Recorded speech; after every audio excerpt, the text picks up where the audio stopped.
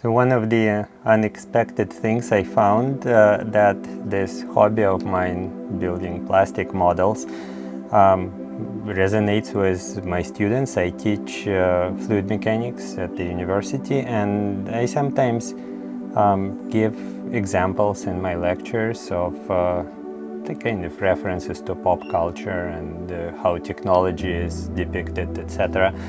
And surprisingly, it kind of creates a link between the very dry fluid mechanics, pun intended, concepts and some real world, or at least imagined world situations, representing physical phenomena in miniature or on screen is not trivial. So this scout trooper that I just completed is actually a neat example of something that came up in my research too. With some colleagues, we're looking at thermal management of bicycle or motorcycle helmets. And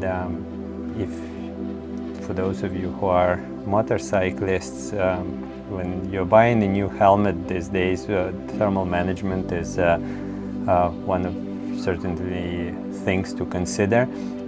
My helmet has multiple vents on the top, on the side, and at the bottom. So, depending on how you turn your head when you ride, the airstream enters and kind of flows inside, convects the heat away from your head.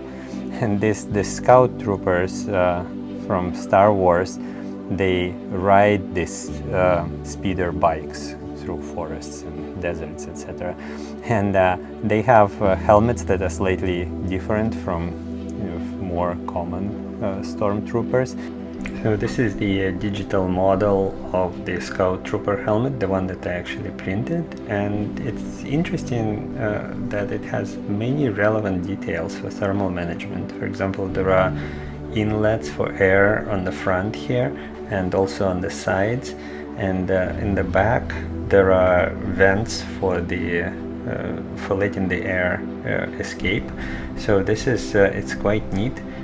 In terms of generally aerodynamics, though, I'm not sure that this would be a pleasant helmet to ride in, and mainly because of the sharp edges that are here at the visor and also the small radius of curvature at the top. So if this guy is riding without turning the head to the side, then the flow will stay attached and probably everything will be fine. But if he turns his head to the side, most certainly there will be flow separation at the sharp edges and periodic vortex shedding from these corners. And the unsteady vortex shedding will cause loading, time-dependent force acting on the head of the rider, so that would be quite unpleasant, and also probably some acoustic noise. Still, impressive level of details and relevant kind of engineering thought that went into the character development. Anyway, some fluid mechanics related to scale modeling.